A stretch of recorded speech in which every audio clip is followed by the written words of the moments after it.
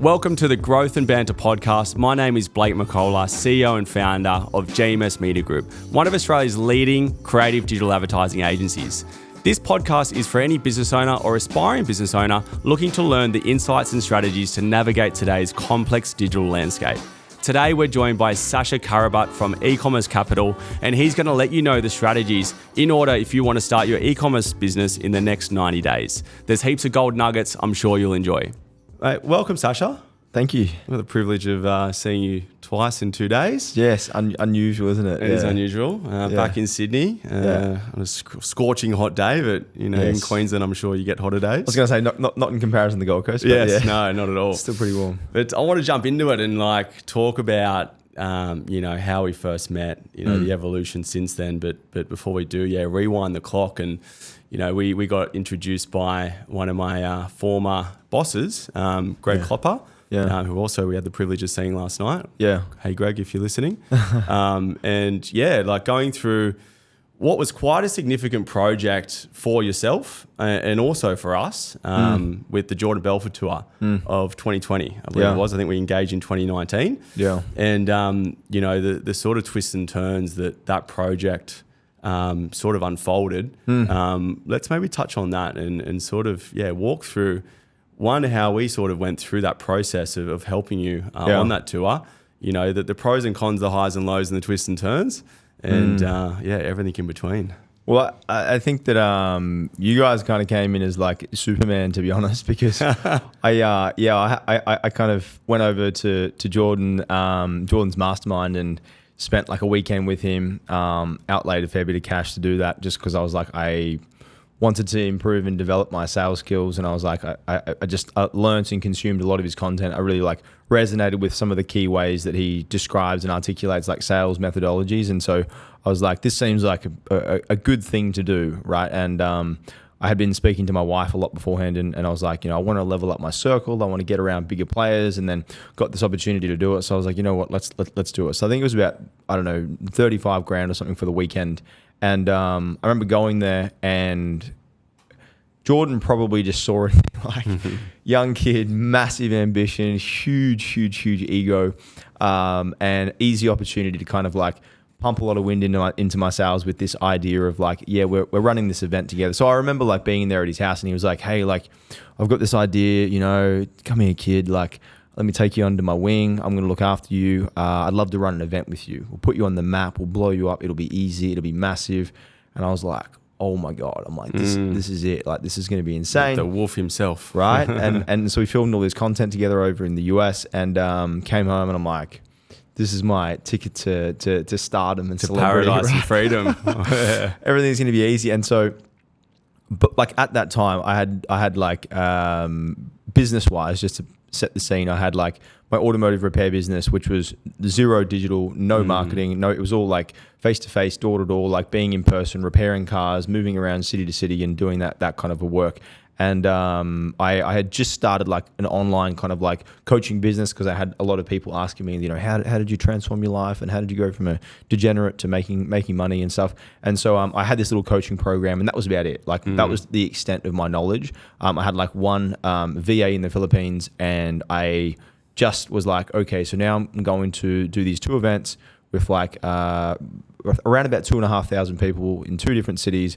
No idea about events, no idea about what it costs, no database, no list, no marketing experience, no knowledge, nothing, literally. And I was like, yes, say yes and figure the rest out later. And jump off a cliff and build the plan on the way down. Dude, it was wild. And I remember thinking about it, and I mapped it out on a whiteboard, as I think every good entrepreneur does, thinking the money I was going to make. And at that time, because I had no knowledge, I'm like, all the money is going to be on ticket sales. I was like, I didn't even know the commercial aspect of the event. I didn't even know. I was like, no. I was like, you just sell tickets. And I remember, I specifically remember doing it, mapping it out on a whiteboard, and being like, 50,000 on Facebook ads, that's that's huge amounts of money, massive amounts of money. And I think we spent like 4 times that. You know what I mean? Yeah, it was a couple hundred. It was like just, I think it was just shy of 200 grand. And there was one of my close friends that I was working with at the time, and I showed him the plan and the map, and I pitched him on the idea of, I'm like, bro, this is a money maker. Like, come in on this thing with me. You can be part of this event. We'll make heaps of money. We'll split the profits. And he kind of actually pitched in some money to actually fund some of the event, just because I was like, I want to be over secured on like leverage, and I want to have more than enough funds to make sure we see this thing through. You're essentially going all in. Yeah, massively. And I remember we set a launch date, which initially was like September 2019. Yeah. I launched with this other agency, and we put together like this random like landing page that I was like, well, I think that's good, right? And they were random. It was like, yeah, you're killing the story. And then we launched, and I remember like I was in my mind, I'm like, this is gonna sell out in like weeks. I'm like, this guy's like celebrity. I'm like, this is honestly the moment it drops. And it's funny because like me listening to what I'm saying right now is like, you fucking idiot. You know what I mean? Like, and I didn't sell any tickets. Like, so we started spending money on ads. No tickets were selling, and I was like, what have I fucking done? Yeah, wow. And I remember I spoke to Greg, and I called like all of the people from like Success Resources, and I'm like, what should I do? Sign this contract. I paid this guy about 200 grand. By that time, I think I paid Jordan about 200 grand, half of what was actually the agreement. And I was like, so you're already up for I'm half in a on million. this. Yeah. Like I'm in, you know what I mean? I'm like, what do I do? And like, this event is like now in like 9 weeks time, I've sold a total of 4 tickets. Right, I need to fulfill another like 2,000 plus tickets. What the fuck do I do? Yeah. You know, and I remember Greg specifically. He was like walking through the airport or something, and you know how he's like crazy stoic, like you can't tell what he's thinking. Asked me about like 15 questions about like this, what's that, how much you paid this, what's going on here, and I was like, please help me, please help me. And Just give me the answers. Literally, and he was like, all right, I'll talk to you later. Hung up on me, and I was like, I actually, it was just like, fuck do I do? And he ended up kind of like just advising a little bit through it. We engaged with you guys. You came in, we rebuilt all of the landing pages, all the assets. I pushed back the date of the event from September until February 2020, right before COVID happened. And yeah, wow, I don't even realize that. No. Imagine throwing that into the mix. Literally. Wow. Well, that screwed up my fulfillment events on the back end, but of course. The actual event itself. And then anyway, yeah, so we launched with you guys, and it just immediately started kicking off in a very, very positive direction. I saw some trajectory. There was so many ups and downs as part of that process, simply because of like no knowledge. Like I just did not know. Like I didn't know how to track purchases. I didn't know how to track like how many ticket sales we did. It was just like everything until the last minute was just mad chaos. But the event was a massive success. You know, like I remember Jordan said to me during the event, he's like, mate, I've been to a lot of events, but you know, this is probably one of the best run events I've ever been to. And I was like, wow, I'm like, that's really nice of you. Yeah. So, and like, I mean, firstly, it was really cool to join the journey with you on that one, you know, and see the turnout, and, you know, be around someone like Jordan Belfort, you know, and, you know, the movie, I don't know if surely everyone's watched it. Yeah. It's easily one of the best ever. Yeah. But I think like having done that at that level, your first-ish go at such a high-scale event, one, that's phenomenal. Two, that takes balls. Yeah. And like there's a silver lining, even if you don't make ROI out of that first thing, you know, where it's running a business or doing your first event, pretty rare to really make solid ROI on your first go, irrespective of who it's with. What do you feel has been the biggest breakthrough through that experience and since for today? Because like you said, like, you know, your knowledge was not quite there from a marketing and online point of view. And we'll go into what we're doing today because you're an absolute professional right now. Yeah. But yeah, what was the biggest breakthrough or learning? I think it's kind of what you said, and I probably listened to this like some years later when I heard like Ray Dalio say something to the effect of like, if you want to be really successful, without wiping out, fail as much and as often as you can. You know what I mean? Like that those moments and those times where you're in the crux of failure and you're up against like tremendous amounts of adversity, like those are the times that you really actually learn. And it takes a lot of courage. I think it takes, for me, it took just like naivete. Like I just didn't know. Like I just straight up didn't know. And I was like, how bad can it be? You know? And then I think what I did maybe luckily, or like I've got a really, really, really intense like work ethic. And once I commit on things, I'm like a dog on a bone, you know what I mean? I just very rarely like let go, which also sometimes has its downsides. But in this situation, it was like me, I did not know. Like I physically was like, I didn't know the alphabet goes A, B, C, D, et cetera, et cetera. I was like, it goes from A directly to like Y. And I was like, that's it. I didn't know there was like literally like 23, 24 other steps that I needed to take. So I think that was probably the biggest credit. And I even look at like companies that apply that same kind of like naivete principle, and they innovate in that sense. They come into an industry, they look at what these big, you know, archaic giants are doing, and they're like, well, fuck are you doing it that way for? Why don't you just do this? And they just do it because they don't know all the like steps that every other company's taken, and it works. You know what I mean? So I think it taught me that like by design, taught me, I guess, my limit somewhat in terms of like how hard I could push it. Risk limit? Yeah, risk limit, like capacity. I tested my relationship a lot. Tested my capacity in terms of like budget, as far as like investing capital. Like there was a lot of things that really, really, really pushed. But I remember at the end of it, like sitting back and just being like, I didn't even know how to appreciate it, because so much had happened in such a small amount of time. And I was like, what do you even do now? Yeah. You know, I was like, I'd spent like 6-7 months of my life, like not doing anything but this. Yeah. So it was a very, very unique experience, like very unique. I would have done things very differently had I had the opportunity to, but I think, those are probably some of the biggest learnings from it, is that just like saying yes and figuring the rest out later, I think is something that teaches a lot of like startup entrepreneurs more than any like book or any audio or any like thing you can try and like theorize. It's just like fucking commit. That's right. Yeah. And I think it's like learn by trial and error, not by theory. And like I said, you know, and I think myself, I've grown as well through business, and, you know, you're doing it on a quite a grand scale right now, and we'll go into that a little bit. But, you know, going from the coaching event space, which is a very grueling, tough industry. Yeah. You know, that's where I sort of learned direct response marketing before starting the agency, which, you know, made us obviously connect. But, you know, going from the coaching and event space to now being an industry leader in e-commerce education, and not only that, but having, you know, your own e-commerce stores, which we collaborate on. Yeah. You know, what do you feel like? How do you feel that shift's been? Like, what made the decision go from, okay, I'm going to start going into e-commerce and products from coaching and events, and really nail this market? Not only that, but then start educating others on how to do it. You know, within 3 or 4 years. Yeah. So I think one thing that if I reflect on some of the like mindset shifts or the awarenesses that I've had like through various like progressions in my life. So like when I was like in construction, I was like broke, and I had massive amounts of debt, and I was just like, I've got all this debt, and I'm like, I restructured all this debt, and I was like, you're going to be like nearly 40 years old by the time you pay it off if you continue doing this same thing. So I think I had like, I don't know where exactly it came from, maybe like some childhood trauma or something, but something or rather like I had this awareness to see like what you're doing is not working. You know what I'm saying? And then I shifted into that hail damage repair industry, where it was like a lot more earning potential, but it was like very much directly associated with like hours that you work and location. And so I was like, okay, so this is good, but I'm like, there's the limit. So I had that kind of awareness to see that. And then I did like in the online space, and the online space was like, okay, so Jordan Belfort events. I'm like, whoa, this is big scale. But then I was like, I observed going through that, and I experienced it as far as like my bank account experienced it.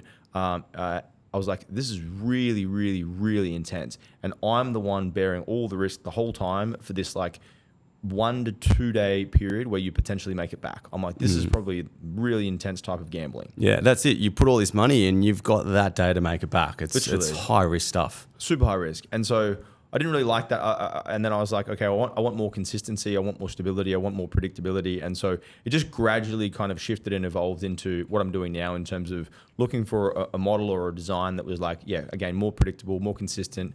And I could just get better results on for a more consistent period of time. I think that was the shift that I realized, that especially going through like the events and then the other kind of periods in my life where I changed. Yeah. And that's the silver lining, right? You've gone through that diversity, and then you've gone, okay, I don't like that form of model from a business point of view because that's risky, into something that's a bit more sustainable. And you've gone out there and learnt the skills, and obviously you would have taken a tremendous amount from that initial event and events after that to take into what you're doing now. Yeah. But for listeners who don't know, maybe talk through like what e-commerce capital does, and sort of the people you help to sort of bootstrap and start e-commerce brands and sort of the strategies around it. Yes, what we do is eCom Capital helps either generally we tend to get the best kind of results with people who are like in a 9 to 5, who are like perhaps in like a professional kind of situation, maybe like a little bit of like business acumen as far as like a general understanding of like is some simple kind of basics of business, and help them to build and scale like a profitable e-commerce brand. So we don't do any drop shipping. We don't do any kind of like fly by night like trending products. It's all really associated with helping people to source like high quality products, build brands that solve problems for customers, and then do it in a way where they can like sell those customers predictably, consistently, repeatable kind of business models.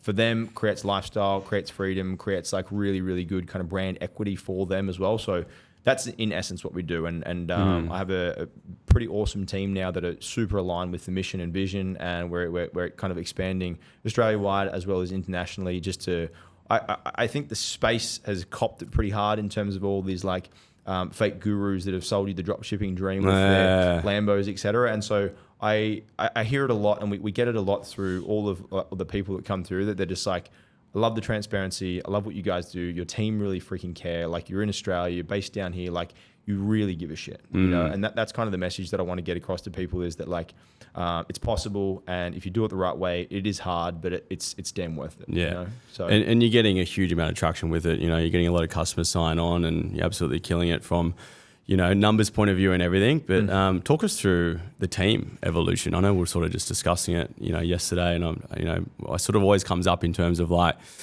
you know, the number in your team's not really a metric for a success in business. No. You know, and you've gone through periods of scale and then downscale and back up again. Talk us through like what it takes to run, you know, a $30 to $50 million business, and sort of the team behind that, and the culture that you have to cultivate. So I think as a founder, one of the most important things, and I was having this conversation yesterday, one of the most important things is repeating and repeatedly selling the vision. So for me, like last year, I had a big kind of depresso kind of blowout where I was really, really like down in the dumps and really, really kind of like dark in my own mind. And I don't think I was sharing the vision. I wasn't doing much. I wasn't kind of like motivating. I wasn't inspiring. And I was still working like a hell of a lot of hours. But I just had this like, I don't know, theory or belief in my mind where I was like, they'll be right. They'll show up. They'll do the work. They get it. You know what I mean? And founders need to like share their vision more, essentially. As an entrepreneur, I think you're strongly motivated, generally speaking. You know what I mean? You have this big ambition and drive that generally drives you beyond what most people would. And I think our view of the world like gets shared with other people, even though they don't share our view of the world. Does that make sense? Yeah, it does. And so I think in respect to teams, it's very important. Like, a couple of key principles that I've learned is who, not how, in terms of like problem solving. So always looking for a who that can do the thing that you either are bad at or you don't want to do, and they love it and they're better than you at it, and you can kind of empower and enable that person to do something that they're naturally in their genius zone at, and they can take it off your plate. And the key distinction is to make sure that you're doing your highest dollar productive activities. So that's really key. I think in respect to growing like a team quickly, I think like leadership team is essential. You know what I mean? Like, I think as I've kind of regrown again this time and gone from like 6 to, I think we have like now 36, 37 staff, it's more associated with like making sure that the key reporting functions of people in the team are clearly outlined. And it's like, you know who to go to.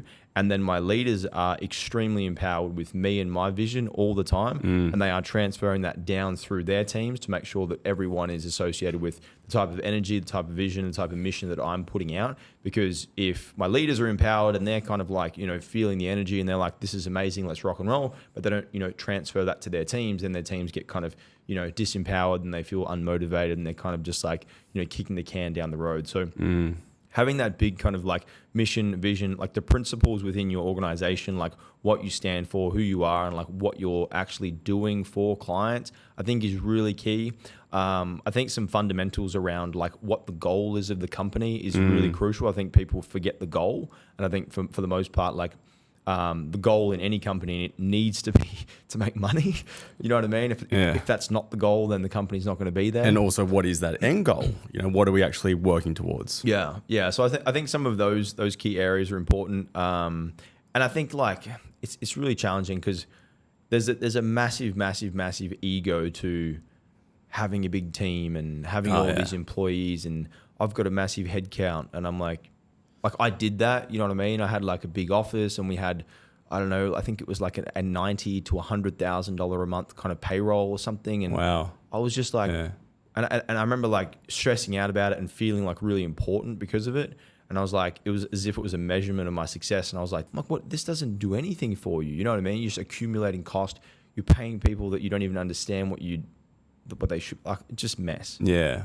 So I think fundamentally, like, having a really lean and powerful team is probably first things first, like a great place to be, and then really knowing all the specifics of all the roles yourself. So then when you do hire, you're like, these are the conditions that you need to fulfill in this role. Yeah. And having insanely clear initial conditions so that you give the next kind of role or hire like a great potential start, Yeah. I'm a massive believer in a more nimble team, squeezing more efficiency out of it, and using technology. Not only that, but other suppliers and networks outside of your organisation to be able to grow, to make a bigger impact on whatever you're doing in business. You don't have to do everything internally and have it all in one roof. Like I think if there's a silver lining in what we've gone through as a world with lockdown, it's sort of opened people's eyes up that you can have a semi-virtual team as well as an operating team internally. From like a service business point of view, like what we do, we've gone through that similar process on a smaller level of going from small team to lots of contractors to then going all in-house, which didn't work. The payroll just was way too much. I think it was like 60% of our revenue was going to payroll, which is crazy. We've cut that in half now just by making some smarter decisions. Nice. And in turn, building up a good partner network, which was what I was talking last night about at the client and partner event that we kicked off for 2024. And growth plans to, rather than, I guess, going into a fast hiring method, but growth by collaboration, and being able to see who you can partner with, which is sort of what we do in some respect. Correct. And I think the only caveat to that is just the attention aspect. Yes, correct. Like I've witnessed and I've seen, for example, like part-timers or people that are doing this and something else, the devalue of like that person, it becomes so clear simply because their attentions are split. Oh yeah, it's a temporary position for sure. I mean, I was doing that part-time with a SaaS company in the city 3 days a week, and then trying to bootstrap GMS 2 days a week. And it was like an open discussion with my boss at the time that there's something's going to give eventually. Yeah. There is no way that you can sustain that, No. Waking up going, what job am I doing today? Particularly when they're two different things. Yeah. So I totally agree there. You got to have laser focus in some capacity when you are, using part-time and sort of casual or even external, agency support networks.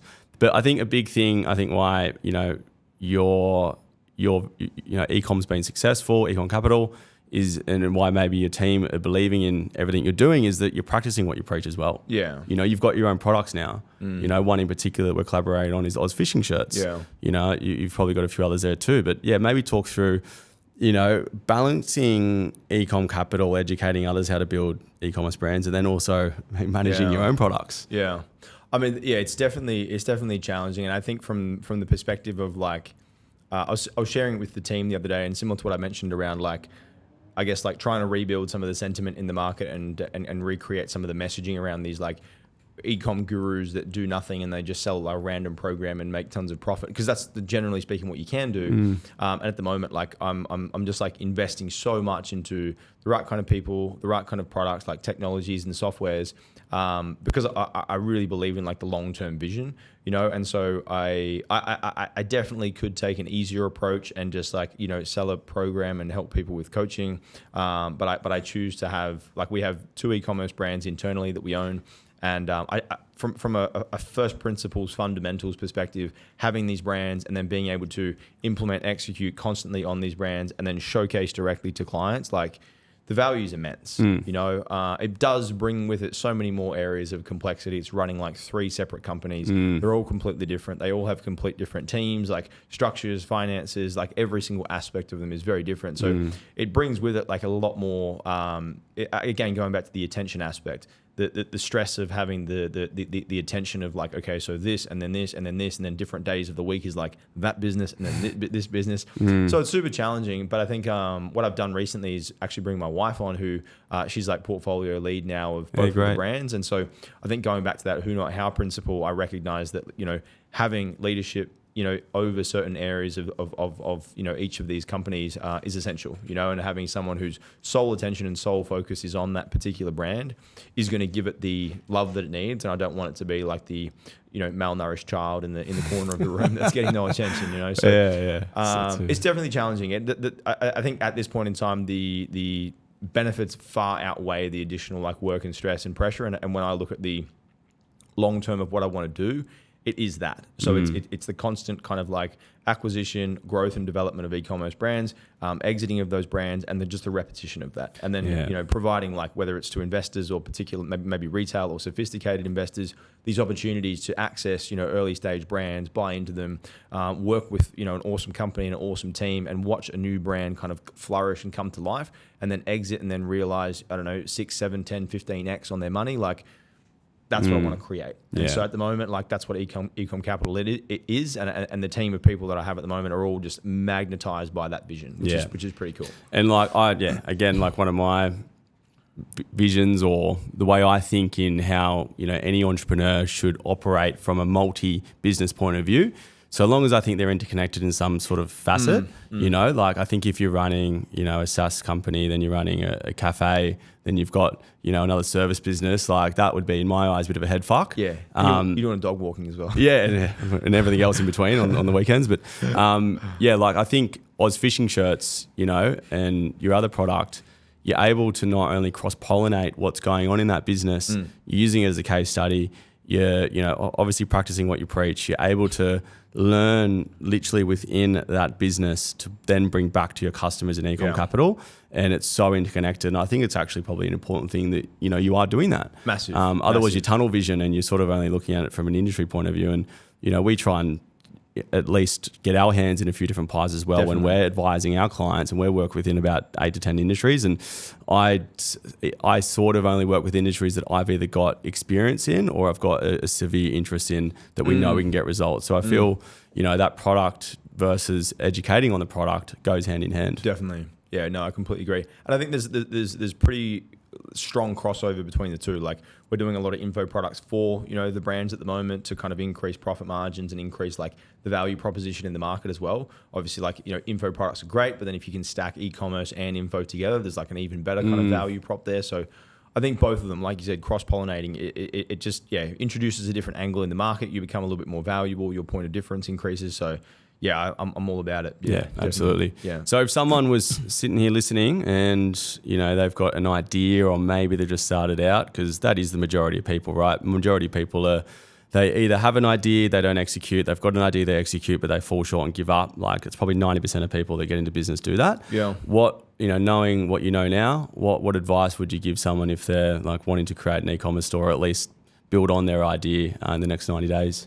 So I would, I think in that early stage, the main thing that is probably the most crucially important is just like it's just balls. Like, it's just courage. Like, you just have to believe in yourself enough not to quit. Because like my wife or any of the clients that I've worked with in the first early stages, like, the number one thing that they have that stops them is just fear. Like, they're just scared. Like, they're just genuinely like, what if I fail? Like, what if this doesn't work? You know what I mean? Like, what if I lose my money? You know, and so that's probably the biggest thing. Like, what I would say to begin with is just like, decide to commit. You know what I mean? Like, actually commit on the thing and give yourself. I have this, I don't know, affinity with like a 2-year time frame. Like, if you commit to doing something, like, commit to doing it for 2 years, and then if you study and kind of like almost break down the fundamentals of, you know, that particular business or model or opportunity into some of like the constituent parts, for example, e-commerce. Okay, so let's break it down. What is there? Okay, so there's the product development. Yes, I need to know that. Okay, so there's marketing and all its components, you know what I mean? Advertising, content creation, all those kind of key things. There's some operational elements in terms of like how you run and manage your fulfillment. And then there's like probably something in terms of maybe some team stuff that you might start to notice towards the end. Those are kind of the key pieces. So if you were to start, be like, okay, I'm going to commit for 2 years. I'm going to focus on the product first. I'm going to focus on the product and the marketing first as probably the biggest drivers of initial first sales. And then I would just like look to study each of those elements over like a 2-year period to make sure that like my vision is like planted and fixed. It's like you're giving yourself the best chance of success. Most times people like start something, they're like, I'm going to try this. Number one, you're already fucked. Right? Or do it on the side and just not ever think that it's going to be a full-time thing. I'm going to do it on the side, or I'm going to try and see how it goes. So fundamentally, like you don't see it as being an important thing that would ever be anything, right? So like you're starting with the wrong kind of like conditions or energy to even get any good results. And number two, you don't know like the information required to actually be successful. It's like you don't. It's like I'm going to the chess tournament, but I only know how to play like checkers or like badminton. And you're like, I'm going to win. It's like, you're never going to win. You don't know the rules of the game. You need to kind of like know the fundamentals and understand all the things that actually make up the e-commerce game. And then once you do that and you kind of isolate, okay, so what is it? Well, it's product development. I need to have a website that kind of sells the product. Okay. I need to know how to market and get traffic to the website. Okay, cool. And then I need to know the operational side of it. And it's like, if you do those things and you break it down and you have some people that can maybe support you, your chances of success go from like a random fly-by-night idea that hopefully I don't give up on because I'm terrified to like, okay, so if I spend time learning those things and I work with people who can help me with those things, that hold me accountable and hold my feet to the fire, my chances of success go up tremendously. You know, so that's kind of my approach to it. Yeah. What do you feel some of like the hottest or just no-brainer products that you see come through? Like, okay, you're onto something there. What are the products that are working really well at the moment? So I think I think from a marketability perspective, like if I was to look at products that have higher success rates or higher, I guess like criteria that kind of is a precursor of success. Like from what I've found, like my wife's brand was a brilliant example. Like she started this brand, and because of the nature of the product, meaning like this anxiety relieving dog bed that was like super luxury and really, really, really photographable, Instagrammable, right? And so what happens because of that is the moment people get that product, they want to photograph it and put it on their Instagram and tag the brand.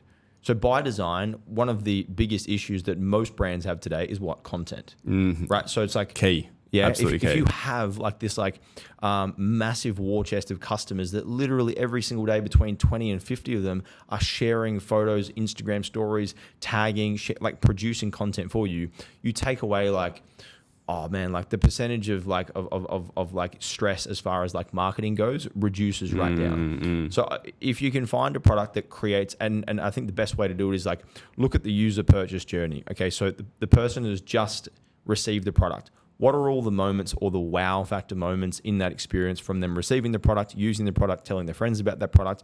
And then which of those moments are most impactful that they could maybe like share with friends or anything? Are there really even anything? Like, do they just receive the product? They're like, oh yeah, cool.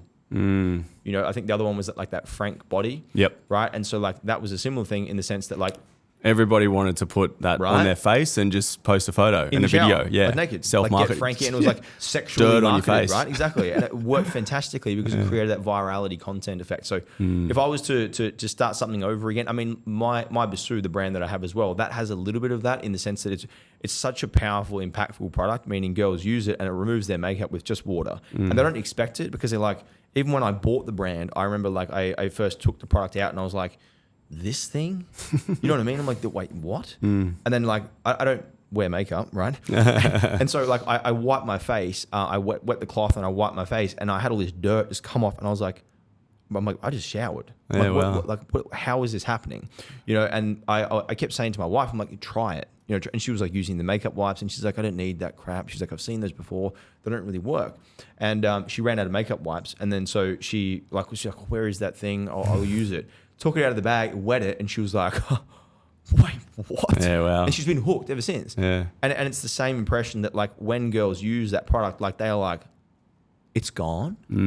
like this thick what? And it's such a big wow moment. So if you can create that, I think it solves for so much of the marketing aspects, which most people today spend tons of money on creating. And it's like, what's the best type of content? Your customers talking about your product. And if you can solve for that and have a product that has some element of like virality, some element of like Instagrammable kind of features, or something that you can push into the market that solves that whole marketing game for you, you put yourself in a really strong position. Yeah. So it's like finding a niche, having the ability for it to create content. Yeah. And, the scalability of it. But the other thing I think would just be very, very, very specific. Yes. Like niche. the other, niche. I don't know if people see that, and people generally are afraid to niche down enough. I say niche because I've spoken to a lot of Americans. Yeah. Is it niche in Australia, niche in America? I think or so. Can you say it both ways? Tomato.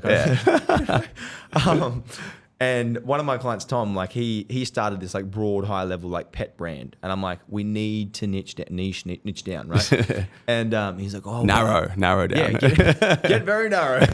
And he was like, what do you mean? I'm not going to make money. Like, he was terrified, and we ended up going down into like one single dog breed, Staffies. Yeah.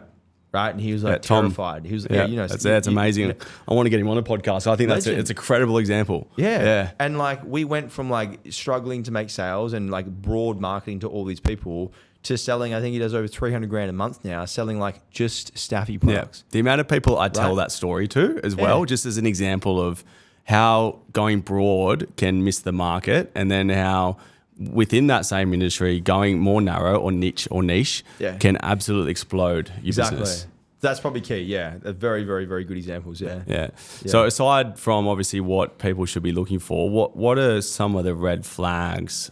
This could be maybe from a personality fit or maybe attitude, and you've mentioned a few already. But what are some red flags that you guys would pick up before potentially bringing someone on as a client in eCom Capital? Red flags. Like if you're like, nah, that guy's just not gonna, he's not gonna follow our processes. It's always got a wrong idea, or sure, Yeah, I think some of the red flags would be just like people that think that they know. You know what I mean? Everything, like, yeah. It's just like I know what you're talking about. Yeah, I've heard this before. Yeah, I've done that before. It's like, well, show me you doing it. Like, where's the results of you doing it? I think that's a big red flag.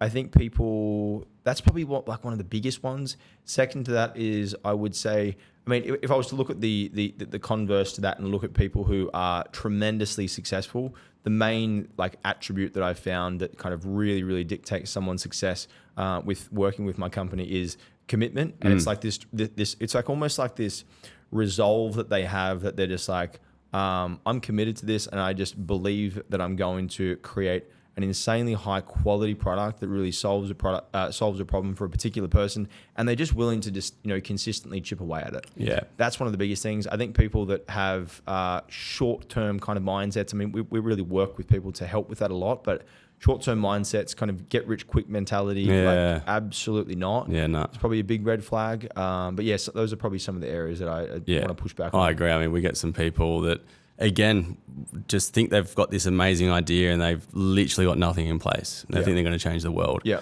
Or they will go through our process, then accept our process, and then 2 weeks later not accept the process because it goes by their way, not, it's their way or the highway sort of thing. Yeah. So we've got that a lot, and it's, sometimes they slip through the crack and you have to deal with them, but it's important to qualify 100%. And I think also just like being... As a leader, like just refunding someone. Yeah. Just be like, I thank you so much for your business, but it's not going to work. Yeah, see you later. You know what I mean? Money like, back. Yeah. I just think it's like, you don't, I think as a leader or a business owner, it's like, sometimes you feel like you're handcuffed to your clients in a way. And it's like you owe them, and because they've paid you, you know what I mean? It's like that weird relationship where you're like, you start to resent what you do because you do it for people that you don't like. And I think having that kind of like, it's your business and you get to choose and you get to say yes or no. And just remembering that, being like, no one's got a gun to you fucking head. Yeah. It's like, bro, if you don't like it, change. Yeah, 100%. Yeah. So yeah, I think you've hit that nail on the head there with, looking for, and the common threads with businesses that do well. And I see this a lot with you, the tenacity, and the discipline that you have from, when we first met to now. Like I've always seen, you've just got that ability just to be able to push on, and if things aren't working, change direction, learn from that, and then build onto that to the next thing. And some of the most successful clients we've worked with have that, and I feel that is probably the single biggest common thread, with the likes of, the G'd Up Clothing boys, with Jake and the transition he's had from when I met him to now. We don't work with him anymore, but just like, the day-to-day commitment that he's got with that brand and how much it's blown up. Simon at Culture Kings, when we're advising him and working with him before he sold out, and the amount of hustle and just work and dedication. Yeah. I don't think he even took to social media until now. He's sort of got some time because he sold out of it, and he's starting to educate back to the market. Even my friends at Who Was Elijah, who I recently interviewed the podcast, Raquel and Adam, they've literally entered one of the most saturated and hardest probably industries to crack in the perfume space, created a really cool name, a really cool pricing, unisex, and just the ability for them to keep going at it, because it took them years to get to a point where it started to boom, and now they're leading the industry and like the sort of the next sort of luxury style of perfume brands in Australia, if not the world. So it's like that tenacity and just the ability to, if you get put down, get back up. And I think that is literally the secret. It's not like having a degree or being having an investor. No, it's the ability for you just to keep pushing on. Yeah. It's a hard thing. It's a very hard thing because it goes against all of the 3 steps to this. It really does. You know what I mean? It's just like, if you just have a really, really, really I don't know, kind of FU mentality to quitting, and you're just relentless, and you're almost a little bit maybe stupid in the sense that you just don't want to be a bit naive. You know what I mean? You're just like, no, FU, I'm not going to quit. Well, they say, they say that some of the smartest people don't get the opportunity to go explore their dreams because they're in high-paying jobs because someone else has employed them. Yeah. So it's like, you do not need to be the smartest person to run a business. And I think like a level of naivety going into something with the ability of calculated risk is important. Yeah. You don't want to be going like so risk adverse because you've studied everything, going there's a risk there, risk there, and not doing it because you're scared of the risk. Exactly. Yeah. Yeah. No, that's a really good point. Yeah. In terms of, I guess, successes and stuff like that, like, and even before we met, what do you feel the biggest challenge has been for you in business? The biggest challenge, so many things come to mind. Jesus. Too many challenges? Biggest challenge. So a few things. So I would say, starting up, I would say not believing in myself, despite having plenty of reasons to. Despite having heaps of evidence and things that I'd overcome and things that I've done that were quite, commendable or tremendous in terms of adversity I faced and overcame them. So number one, I would say not believing myself enough and not knowing with more certainty and more courage and more confidence that whatever you get thrown, whatever gets thrown at you, you can handle. I think fundamentally that's probably crucially important. I think as you grow more, I think some of the bigger challenges would be not being able to identify some of the key measurements inside of the business that are crucial for you to actually pay attention to. And I think that causes a lot of issues for a lot of entrepreneurs. They might think that they know their business, but they don't know what are the fundamentals, what are the scorecards of each department that actually determine success, and how can I measure those things every single day, week, month, for example, to know that the actual health of my business. If I was to look at if I was to chunk that up to the fundamentals, I would say early stages would be, lack of confidence in myself, lack of belief, and just probably being too scared of failure, I would think. And then second to that, I would just say, not understanding metrics, criteria, which levers to pull, and then what happens, if this, then. You know what I mean? I think that ruins a lot of people, and they give up or they fail and struggle simply because they're measuring the wrong thing. Yeah. They don't know, okay, so these are the kind of steps you need to take to achieve this outcome, and if you actually focus on this input and less on that, you'll be able to increase flow or revenue or growth, whatever it might be. So I would say those things, yeah. What about personally, aside from obviously psychology within business and business itself, challenges personally that you've had to overcome or sacrifice to get to where you are now? So I think relationships is a big one, massive. Anyone that's in business and says that anyone that's in business and they're serious about business, and has a good I don't know. I think it's extremely challenging. Yeah. Having a thriving, flourishing, healthy relationship is very, very, very hard. Yeah. I think you look at any relationship, on a surface value, and social media is to blame for this. Everyone looks like they're in the perfect relationship or the perfect marriage. But, the same goes with universal laws and, personal development psychologist Dr. John Demartini. His philosophies explain this really well of like, you can't have happiness without sadness, the positive and negative of how everything is made up in the universe. And I think, to an extent, same goes in a relationship. You got to expect good times and bad times, and I think that's the same with business too. And the ability to be able to have some sort of relationship that is stable to obviously ensure that the business is operating. And I see people doing it within, like Adam and Raquel, husband and wife, it's like Raquel's sort of the visionary and created the product. Adam's the CEO, numbers and driving it and like scaling it from a financial point of view. I see them and I'm just so in awe of what they do. My parents as well, in awe of what they've done as well with having that, I think like complementary skill set and personality is a big thing. My business partner, Simon, and we're very polar opposite and we help each other in different ways that we can't otherwise do. Yeah. And I feel that's the same in relationships, let alone business. I think it's, I think the reason that it's difficult in relationships is because the reason a business starts to flourish is because it gets a lot of attention and love, essentially. And it's like the reason a relationship stops to work is because it gets less attention and love. Good point. So it's like if you take away the fundamentals that need to actually support a good relationship, what do you expect? It's going to die. Yeah. I think it's very hard because I look at like my relationship and I'm like, like if I gave it more time and energy, it probably would be a lot better. So it's like I guess a sacrifice that people make or need to make or choose to make. But it's definitely a challenge. Yeah. Definitely a challenge. And I think it's a constant as well. Yeah, absolutely. You got to work on it every day. Yeah. Yeah, it's not like you even training, getting the six pack and going beauty, got it. I'm going to stop training now. Yeah. And it's just expect that's just going to sustain and maintain. Yeah. It doesn't work like that. That's so true. Yeah. I want to touch on, because like a lot of what you're doing right now requires a lot of storytelling, and we all know today that wind back the clock 10 years ago, you could get away with posting a stock image or even just maybe some captions and text to promote yourself.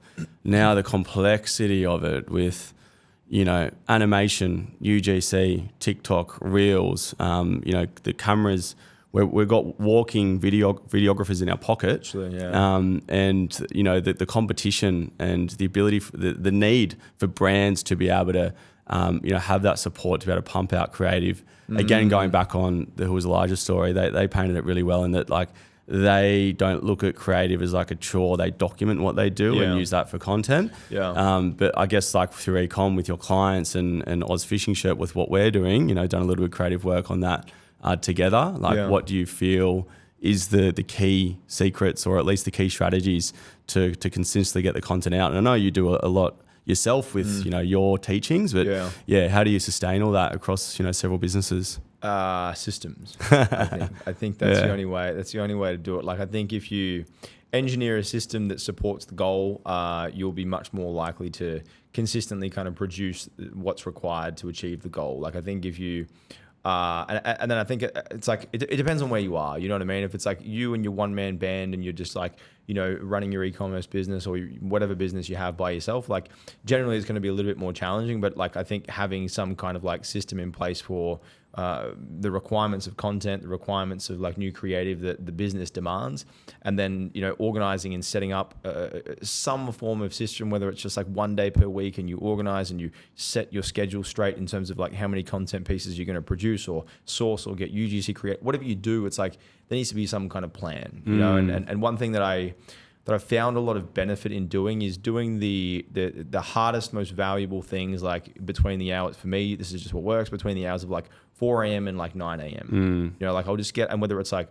writing a whole bunch of like content briefs, whether it's like reviewing like cash flows or reviewing like financial forecast, or like whether it's like the hard things that require a lot of like brain power and brain think, I'll do like straight away in the morning, because it's like you're mentally less fatigued, you have more capacity, you have more kind of like, I have more energy, and I just believe like if you can solve those bigger problems earlier, and for me like content has always been a bit of a problem, and it's now probably one of our strengths in terms of the systems that we get. Like I think we test about 60, 70 new creatives every week. So we're turning over like hundreds and hundreds of creatives every single month. You know? So the amount of split testing we're doing on all those phishing searches and stuff like that, saying it. Yeah, not possible if it's like, oh, we need more content, quick. So it's like the system needs to be. You need more than you need, almost. Exactly. You're always having like an oversupply, and I think that's the other key piece to it as well. Like if you were to like somewhat over project the demands that you expect, and like with the content perspective, you're always going to need more. Yeah. You're always going to need more than what you think. Yeah. And the thing is, measuring the cost of not having quality content is probably another thing that's really helpful. Like if you look at your ROI on content and you're like, okay, so if I shoot a really good quality ad and I get some really good quality content from creators and one of them actually like crushes, like you can take your ROI from, a 3x to like a 10x. Like you genuinely can. Yeah, seriously. And so it's like, okay, so what's the cost of me not having that? Okay, well, it's hard to get the VAs and it's hard. It's like, you can take your company from kind of profitable to wildly profitable. What the fuck are you doing? You know what I mean? I think that's a key thing as well, is like the perspective. Because a lot of people I know, all of the entrepreneurs and founders that I know, they're like, oh, content, oh, I hate it. It's such a pain. So it's like, what's the cost of running your business with poor quality content? Yeah. Or it's not feasible. It's not commercially viable. I'll lose money. Yeah. Okay, so is it probably worthwhile dedicating some time to building a system to support your business?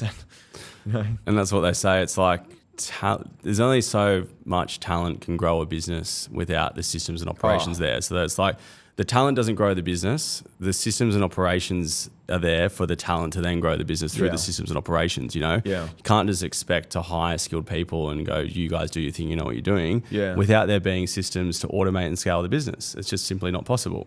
So that's like a saying I always have, and I always communicate this to my staff. If they ever, which they rarely do now, if I ever catch them like complaining or having any form of like blame, I'm like, don't blame the person, blame the system. Is the system sound? No. And we've been at fault of that as well. When things go wrong, we're like pointing the finger, but now we're like, okay, no, there's something that's on us. We need to fix like something to do with the operations or the systems. Correct. Otherwise, it's going to continue happening. Yeah. There's 6 people that's gone through it, and all of them had the same problem. Yeah, but it's still the person. Common thread. It's all your fault. Your fight. And then you got no business.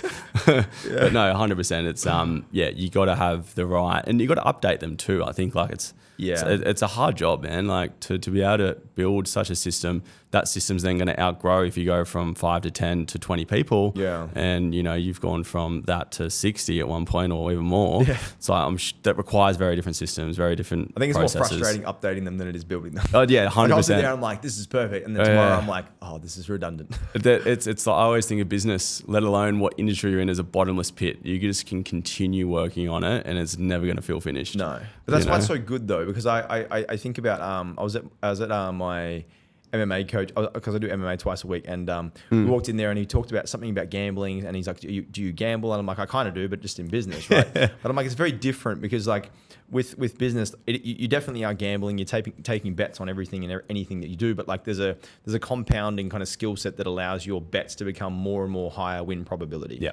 And that's the difference between like business and like gambling. You're not having the same odds each time. It's like each year, hopefully, if you learn, your odds increase and your probability to win increases as well. It's that incremental improvement every day that then compounds, right? It's like a bank account that's with a compound interest. Exactly. Yeah.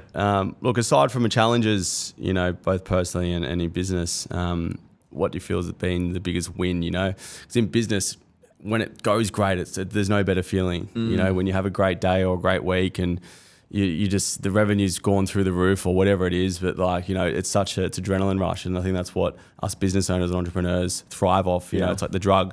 But what do you feel your biggest sort of win highlights been in business? Yeah. That's a good question as well. I think, too many to count. No, I wouldn't say so. Like to be fair, I would say I've got a lot more dark times than good times. Definitely, which maybe is an issue I need to resolve. I've got a good guy. I would say wins. Like recently, I think it was like a couple of weeks ago. Like we were on like a team meeting, and I just was observing through like Slack the night before. Like most of the team were working until like 8, 9 at night, and I was kind of just like watching this and observing this, and then like in the morning, first thing, like there was like some of the team, they were collaborating and working in the channels at like 5:30, 6, and I was like, and then I came to our morning huddle because we have like a morning stand up every day, and I got quite emotional because I'm like, guys, I feel so grateful the level of commitment that you guys have. I'm like, you guys don't need to work at those times. You know what I mean? I'm like, I just sit here and I share with you the things that are just insanely exciting for me in the hopes that you pick up a fraction of it and you take it into your day. And I'm like, to see the things that you do outside of hours, to see the things that you do for our clients and see the commitment that you have for like my vision, which is really just a fucking idea in my head that I've just repeated enough times until you guys understand it. And to see you working and being that committed, I'm like, I'm so grateful. So times like that make it really worthwhile for me. And that brings me like an insane amount of like joy. I would say, I mean, yeah, right now that's a really big one. I would say like coming out on the back end of like hard times and building the confidence of I've fucking got this because I know the right information to control the right levers to dictate the growth of my business. I think that is a very empowering feeling, and that's a tremendous kind of like triumph. I think when you can like move through hardship and you can understand the specifics of what happened to you and why it happened, and then take those into lessons and then implement them and actually see the changes, and then you're like, wow, like I was on the brink, and then I learned from all those things, and now I'm actually like on a good run. Yeah. You know, that is a wildly thrilling experience, you know, to have that. So I think I think some other key things would be like helping my parents as well. Like I do like to support my mum and dad a lot, you know what I mean? And I think that's quite rewarding to be able to do that and to give back to them and help them with, you know, different challenges and struggles that they go through. Some of those are probably the biggest things. Yeah. Well, mate, you should be very proud because, like I said, the progress in such a short time too. Like it's only been 5 years, less than that, 4 years if we count when we first kicked off that event. You know, like you're coming to me for advice and not knowing anything. Now I'm actually coming to you for advice now. You know, so it's awesome to see your journey. Sure. And yeah, you should be very proud of what you've built. And I think that's a big thing, like being grateful, enjoying the journey. You know, because there is. Obviously, we chase this goal all the time, like, you know, more revenue, more money, whatever it is. But yeah, if you're not enjoying the journey or just at least taking time to appreciate what's going on in the progress, then what's the point? I think one thing to that I implemented last year, which really changed my happiness like a lot. Was I saying this to you yesterday at the event? No, I didn't think I was.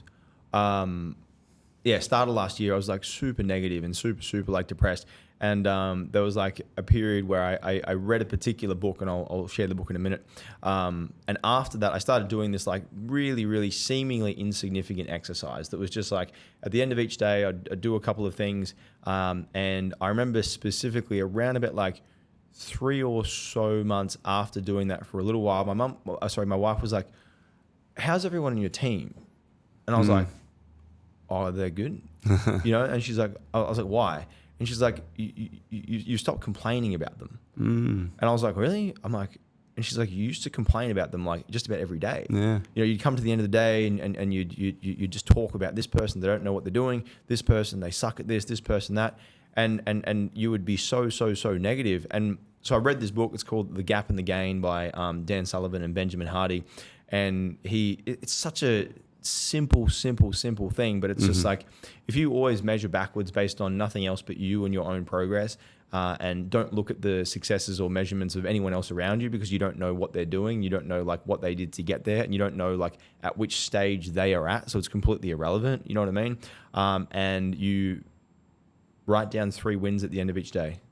And I was like, this is stupid how simple this is. Yeah. I started doing it and I was like, within like a week, 2 weeks, I'm like, kind of enjoy this. But the biggest shift for me that really made it such an important practice was when I first started doing it. I sat down in my bed at the end of the day, I pulled my phone out and I was like, what's 3 wins from the day? And at this time I'm like working like 14 hours a day. I'm dead tired. It's like 9:30. I just like worked ridiculously hard and I was like, I can't think of anything. And I was like, what the fuck is the point? 14 hours and you can't think of one thing. I'm like, you did nothing good today. Why are you doing it? Wrap it up, you idiot. I was like, why the hell are you here? And it was so like in my face, I was like, oh, what are you doing right now?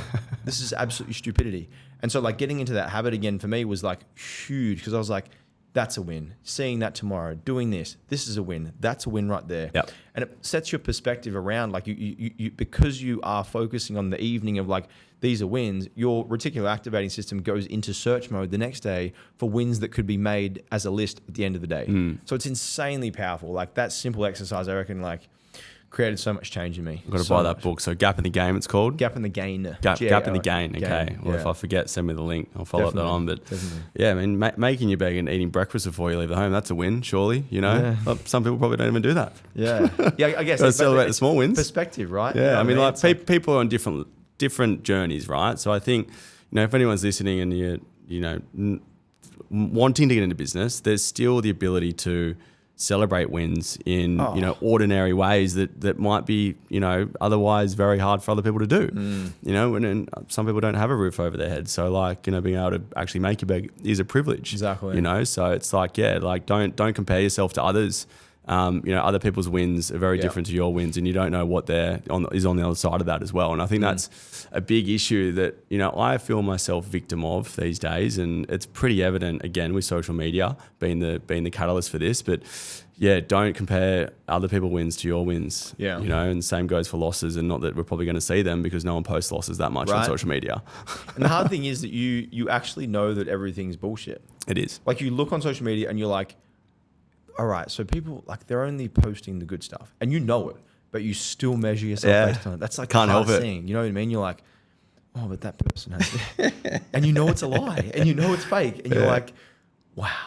Yeah, I've got to go to that restaurant. I've got to go on that holiday. Right. Got to get that car. Got to do this. Yeah. So yeah, that person's got it. I need it. It's a trap. It is. Yeah. Next level. Yeah. I mean, you've discussed some pretty big plans, and I'm across some of it as well. But like over the next 1 to 3 years, what are some of the big sort of goals for you and sort of plans for Sasha? Yeah. So personally or business wise? Both.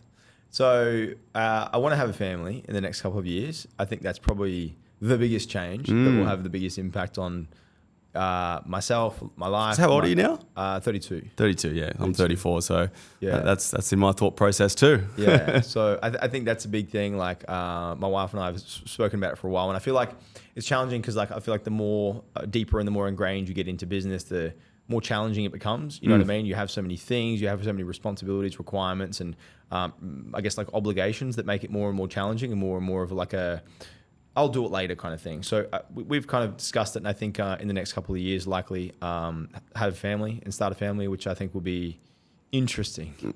It'll have to be a lot of surrendering into I can't control anything. Yeah, which is going to be intense. Fully. So that I want to I've got some really big plans for eCom Capital in terms of what we want to do. I'd like to kind of grow and potentially exit the company in the next like 3 to 5 years. There's a whole heap of like software development and like technology development that we're doing that's going to enable entrepreneurs to achieve more with less, essentially, and provide them with like greater leverage, greater access to things that they couldn't otherwise imagine in terms of like tools in the AI space, like suppliers and vendors that they wouldn't ever have access to, and I guess like people as well within the e-commerce like space overall as a greater kind of whole that they would never have access to. So those are some of the big things in the business realm that I'm looking to do. And then in terms of my e-commerce brand specifically, I'd like to exit both of those and re-buy or reacquire like a couple more brands that I can continue growing and scaling over the next like 3, 5, 10 years. So those are some of the big picture plans. Yeah. Yeah. Awesome. Sounds exciting. Now in terms of that, even going as far as 10 years, what do you think one thing is, and this can be in e-commerce, that's not going to change? What's going to stay consistent? Because we always talk about change and this and that, AI, is going to revolutionize the world, but what's going to be the one constant in e-commerce? You're going to hate me for this answer. Yeah, go for it. The one constant is that there's going to be change. I like that. That's good. I wasn't expecting that. I think it's hard because, and I think to that point, like, as businesses get more and more developed and more established, they become more and more kind of like ingrained in their kind of roots of this is the way we do things, which fundamentally is their downside as well. You know, so I think being nimble and being sharp and being quick, being innovative, being super aware of like all the things in the market that are changing all the time. It's necessary, you know, and if you don't, you're going to get left behind. Yeah, fully. Yeah. I always think that, like, you know, I look back at the old days of marketing, promotion, business, you know, traditional papers to black and white TVs to that sort of stuff. And I always think of like, okay, what's changed from a marketing point of view? What hasn't? And I feel the psychology of, you know, solving people's problems and tapping into their emotions.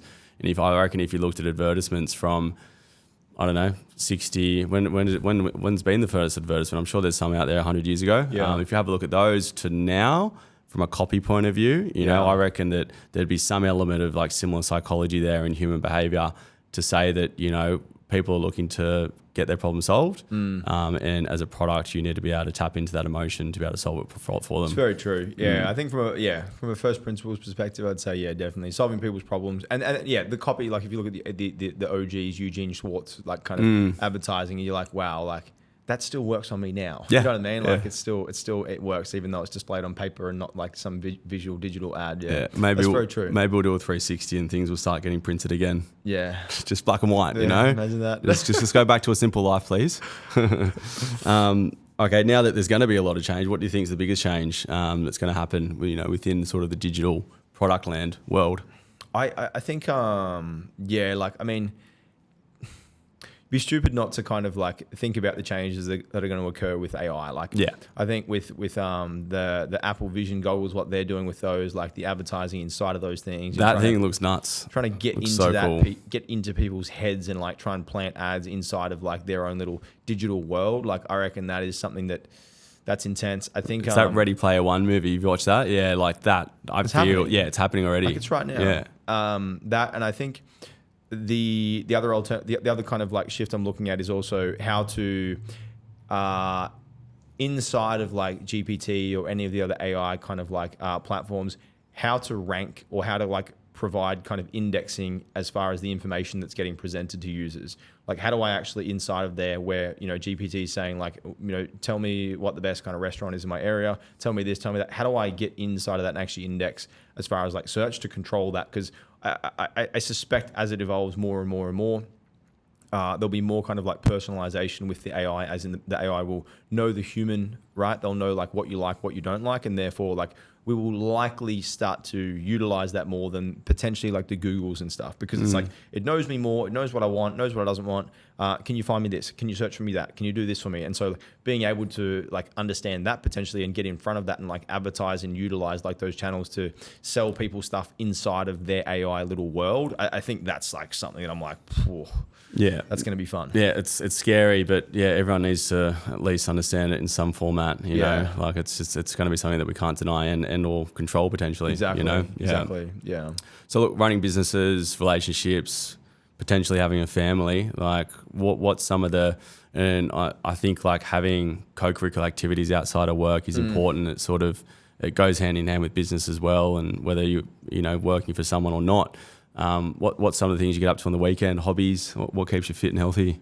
So I think MMA is something that I've learned a lot from. Yeah, really? In terms of, I think there's so much to it in terms of particularly like jiu-jitsu. I would say more than like boxing or like Muay Thai, I would say jiu-jitsu is so dynamic in the sense that like particularly around like how you enter is how you exit is so key. I think like surrendering into particular like rolls and moves around on the floor when you are rolling conserves energy and kind of like puts you in a position where you're more kind of like your enemy may not suspect what you're going to do. Like if you're kind of like constantly resisting, constantly holding, constantly very fixed, it's going to be very easy to like kind of like control and manipulate you because you're very predictable. So many lessons that I've learned from that overall that I think transfer to business. I think having like an offense-based mindset is also like one of the lessons that I've learned from there, like not waiting to be attacked, but being the first to strike. That's something I've learned from jiu-jitsu and Muay Thai overall, or MMA overall. that's been a big teacher for me over the last like 12 to 18 months. I think that's helped me a lot. And it's also humbled me in a lot because, like, for example, I could be having like the best day in business, and then I go into like jiu-jitsu, and then I like wrestle with like a 49 kilo kid, and he just towels me up. And I'm like, wow. Humble pie. You just walk out of there and you're like, thank you. So I think checking yourself as well, it's necessary, because I think like when you're in that like spirit of like big ego and you think you're untouchable, you're very dangerous. Oh yeah, don't be too elated, because in one way or another, the universe is going to put you straight back down. Exactly. Yeah. So I think that's been a big teacher for me. Golf as well. I play golf a little bit, not as much as I might like to. But mate, I'm sporadic as well. Some of my mates are like that good that I don't want to play with them until I sort of get there. But they're like, come for a game. I'm like, nah, I'd rather not. Yeah, no. Yeah. That's quite good as well. So those are probably the two main things. And then the other thing that's actually taught me a lot is, so I've trained and gone to the gym for like a long time, probably, I don't know, 10, 15 years. And I recently, as of maybe November last year, I decided to get a PT to train with me in the gym during the hours that I'm in the gym. I'm like, I want to maximize the output that I get from time spent, because I would be going to the gym and I had like an online coach and stuff that was like helping me nutrition and plans, but you just go there and you work through the plan. It's quite good. But then I decided to get like an actual in-person PT that I'm like, I show up at this time, we work through your program, and you push the living daylights out of me during the time we spent. And the ROI that I've got in that, in terms of just like not thinking about what I'm doing, in terms of like, what am I going to do today kind of thing. And then having someone to hold me accountable, having someone that like knows their shit so well, it's given me so much more perspective on just like coaches overall. And how I think like now I have like my nutrition coach, my PT, I have like 2 or 3 business coaches, and I'm like, I just think it's so important. What is the saying goes, like, it's not the things that you don't know, it's the things that you know, it's the things that you think you know for certain that are actually not true. And I think there's so many things that that's like, a good one. You're like, oh, that's true, or this is the way to do things, or like, this is the only way to get the result. And it's like, how are you going to learn? You either like get a different perspective by someone else who's done it, or you like just eventually fail. And I think I've failed a lot. And I'm trying to optimize with the right people who can potentially give me some additional and better advice. So that accountability, I think, is a good touch point. Having people in different areas of your life that you can't otherwise, maybe you're not good at it, or you don't have time to do it. I think it's important to have that surrounding support. It's not just going to be your team and your partner. It's going to be other people that can help you in physical health, mental health, financial health, etc. And having that SWAT team to sort of grow on is a really good analogy that I've brought up a few times in previous podcasts. So that's very good. Good point. Mate, last question before we finish up. If you could wind back the clock, Sasha's 18 years old, what would you say to yourself? Don't use drugs. That's it. Fucking good one. Nothing else. Just don't use drugs. That's it. It's that'd be it. Waste of time, wasted life, wasted brain cells. There is no net benefit at all to any of those activities. I don't drink anymore. I don't think I'll drink anymore ever again. I just don't see the benefit of any of those things. Mate, it's a big moving trend these days, and I'm looking at it not just from us sort of getting into that. I'm sort of mid-30 or early 30s, but I'm at a point now where I'm starting to make some decisions of it not serving my purpose at all. And you can get away with it when you're young. I think in your 20s, it's sort of, you get away with it. You can sort of get away with anything, bounce back really quickly. But when you start thinking about families, it's not possible to be able to do that and run business and try and stay healthy. Like something's got to give eventually. So totally get that. And I think it's a good thing that there is a moving trend. I'm seeing people in my office that are 23, 24 and they're doing, 90-day detoxes and 75 hard and this sort of stuff. Like I'm doing way more of those as I get older. I never used to. I used to be a heavy binge drinker. I still sort of do it here and there, but starting to just be like, that's not serving me anymore. You can't keep doing it. And also try and do the other things. You know. I had some really good advice. One of my mentors said to me, and he said it in respect to staff, but I think the same rule applies for anything. If you find yourself justifying reasons as to why it's actually good for you, it's bad. Yes. So like team member, but they sometimes they're good in these situations, or they've got this family thing, they need to be fired. Yeah. Right. If you're justifying your behaviors as far as drinking or drugs, but I only do it on the week. Oh, it's not that bad. get rid of it. Yeah. You know what I mean? It's like anything that you have to like justify or provide excuses or kind of like back, it's got to go. Well, they say it's like you only stop an addiction until it becomes painful. Yeah. Yeah. Otherwise, you're just not admitting it. Yeah. Well, aside from that, ending on a great note of addiction, mate, it's been mate, awesome to see your journey. Thank you. Awesome to see you flourish in what you're doing right now. Super excited for what's to come with both of us collaborating on projects, and I have no doubt that you're going to reach your goals and continue to do really well in life. And mate, appreciate you and everything you do. Appreciate the support. Thank you. Thanks, Sasha.